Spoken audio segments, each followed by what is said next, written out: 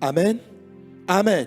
Ce n'était pas un choix délibéré pour que Dieu dise, bon, pour le cas de la délivrance de Pierre, j'envoie un ange. Pour Paul et Silas, non. Il y a des gens qui provoquent. Il y a une façon de faire où on provoque une puissance de Dieu extraordinaire. L'Esprit du Seigneur est sur moi. Il m'a oint pour proclamer aux captifs et aux prisonniers la délivrance. Donc Jésus délivre de la prison. Pas de la prison comme la Maca, mais des formes de prison spirituelle. Quel est le type de prison? Il y a deux choses qui sont dites. Les liens et puis les prisons. C'est quoi un peu la différence entre les liens et les prisons? Dis avec moi les liens.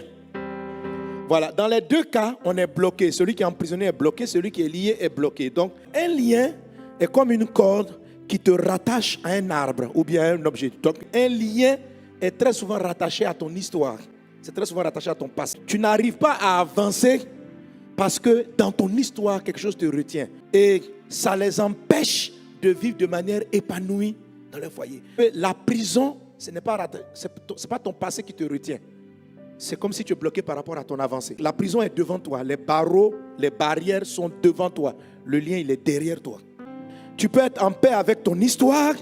Tu peux avoir renversé tous les liens des démons et des sorciers. Mais tu n'arrives pas à déployer. Tu as des rêves que tu n'arrives pas à déployer. Pour marcher dans la vérité, il faut traiter avec les deux sources. Il faut traiter avec l'origine et il faut traiter avec le futur. Et en Jésus, nous sommes devenus des hommes spirituels. Si vous n'êtes pas conscient de la réalité spirituelle, alléluia, et du combat spirituel, vous allez perdre dans le monde réel.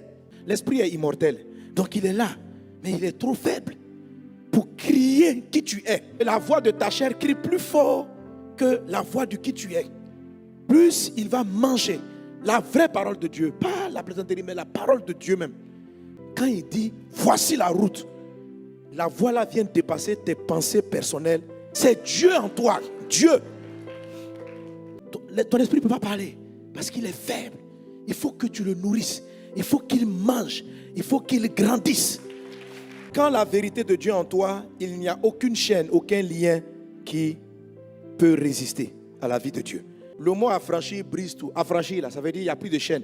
Affranchi, ça veut dire qu'il n'y a plus de barreaux. Il faut savoir ce que font les démons, il faut les combattre.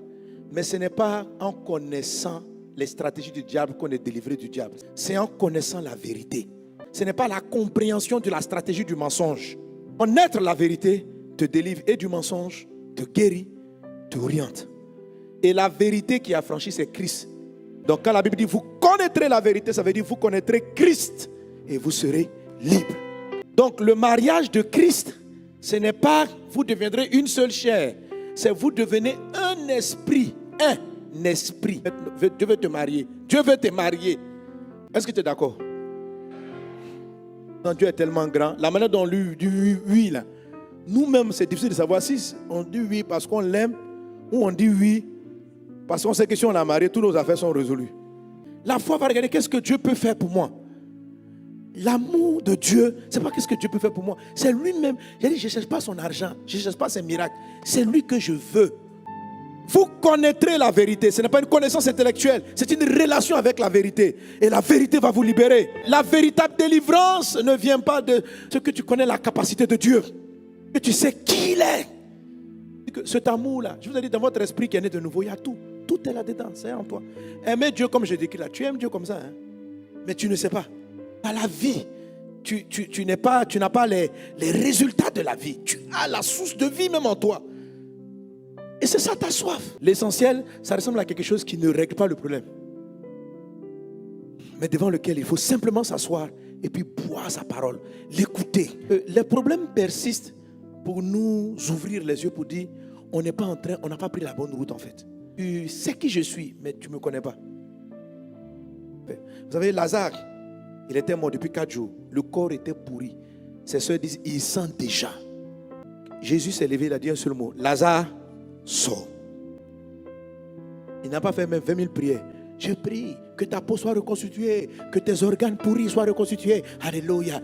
Il dit, les organes ont été reconstitués. Il dit, avant de mourir, qu'est-ce qu'il avait? Il était malade. Il souffrait de quoi? Peut-être que c'était un cancer, une tumeur. Il dit, prions pour que ça parte. Il dit, cancer pas. Et puis après le cancer maintenant, il dit, voilà, Lazare, ressuscite. Non, Dieu est tout puissant. Il s'est arrêté. Il dit, Lazare, sors. Oh. Dieu, ta vie là, c'est un mot. Dieu n'est pas compliqué. Dieu là, il regarde ta vie et puis il dit un mot. Sors. Il faut venir vers Christ en mode Marie, pas en mode Marthe. Première chose, il est l'essentiel. Je sais que tu as des besoins. Je sais que tu veux des choses. Mais s'il te plaît, mets-les un moment de côté. Dans ta souffrance, dis qu'il est grand. Je t'assure que la voix qui crie en toi qui t'est devenue, c'est la voix d'un vrai amoureux de Dieu. Je n'ai pas dit de ne pas prier pour ça. Mets-la en position numéro 2, numéro 3. Et puis choisis Jésus comme l'essentiel. Tu peux marcher avec Jésus, mais tu ne sais pas qui il est. Tu peux prier Jésus, mais tu ne le connais pas. Quand vous aurez élevé le Fils, Jean 8, 28, vous saurez ce que je suis. Aime-le pour qui il est, non pas pour ce qu'il possède. Aime-le pour sa personne, choisis-le et ne choisis pas sa puissance. Aime le Christ de manière inconditionnelle. Les gens qui l'ont choisi, lui, et non pas ce qu'il donne. Des personnes qui se mettent à ses pieds et qui boivent ses paroles. Les hommes qui l'adorent, même dans leurs difficultés, dans leurs larmes, ils savent se jeter à ses pieds et dire tu es Dieu au-dessus de tout.